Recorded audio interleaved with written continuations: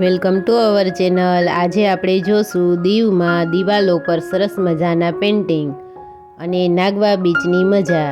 બેબીના birthday પર કરેલી આ ટૂરમાં સૌ પહેલાં બેબીને આંગણે ફૂડે વધાવી અને પછી પાર્ટ 1ની અંદર માધાપર બીચ જોયો અને પછી પાર્ટ 2માં ગંગેશ્વર મહાદેવના દર્શન કર્યા અને સરસ મજાનું કુદરતી સૌંદર્ય નિહાળ્યું।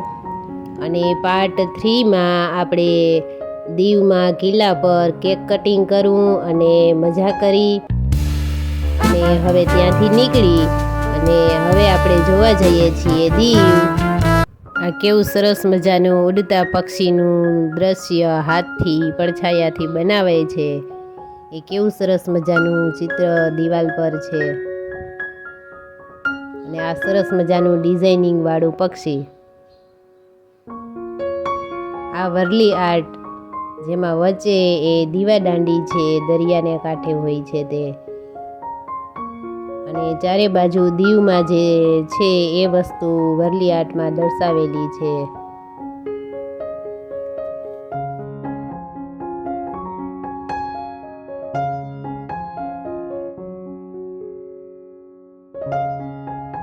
આ જુઓ, પક્ષીઓ ચણ ખાવા આવે ત્યાં જ એ મૂકેલું પણ છે અને પક્ષીઓ દોરેલા દરિયાકાંઠે ઉડતા આ પક્ષી।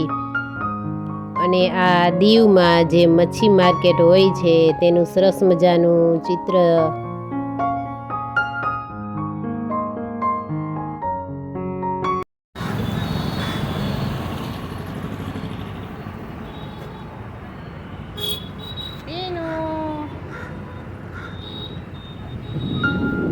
મને પેઇન્ટિંગનો ઘણો શોખ એટલે આ ચિત્ર મને ગમ્યા અને તમને પણ આ દિવાલો પરના ચિત્ર જોઈને ગમશે એ ઉદ્દેશ્યથી આ આખો એ ત્યાંનો વ્યૂ છે એનો ફોટોશૂટ કર્યું છે। આ જુઓ, રમતગમતના સરસ મજાના ચિત્રો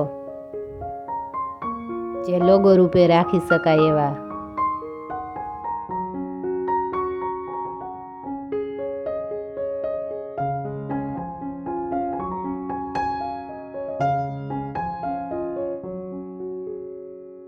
આ જુઓ, પરિવહન માટેનો રિક્ષો અને ગાડાનું ચિત્ર।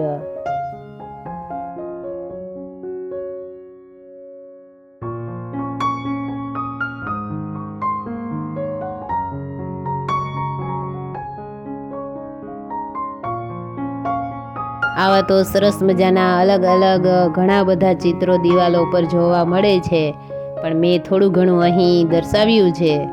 અને તો હવે ચિત્ર જોઈ લીધા, હવે આપણે જઈએ નાગવા બીચ।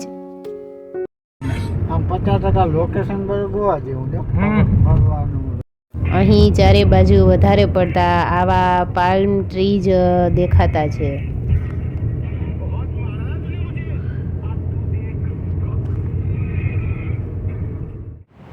આ જો આ બધા ઝાડ મોટા।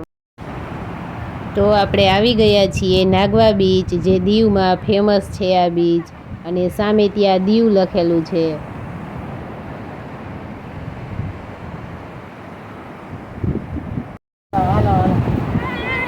રેતી તપે હે જોતા, હા એમ છે ઠંડી ઠંડુ પાણી આવ્યું સીધું।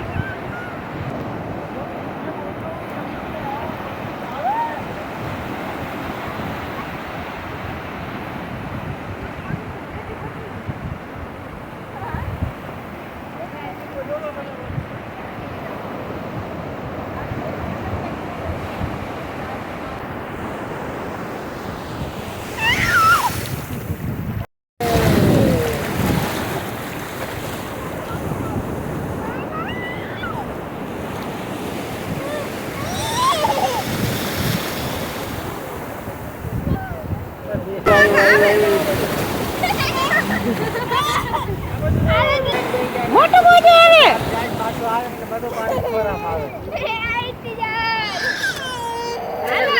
રમવાનું તો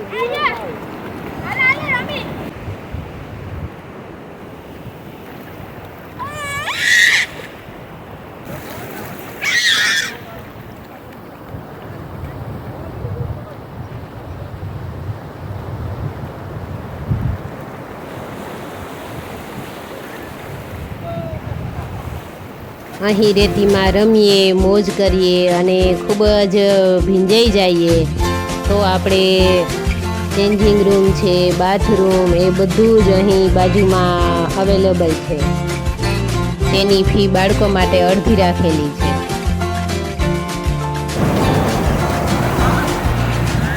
દીવના આ નાગવા બીચની મજા માણી અમે અને હવે અહીંથી ને જશું સોમનાથ જઈ અને ત્યાં થોડી ઘણી આ શોપિંગ કરશું અને પછી ઘરે જશું જામનગર. તો આપણે ફરી મળીશું એક નવા વિષય સાથે. ત્યાં સુધી આવજો.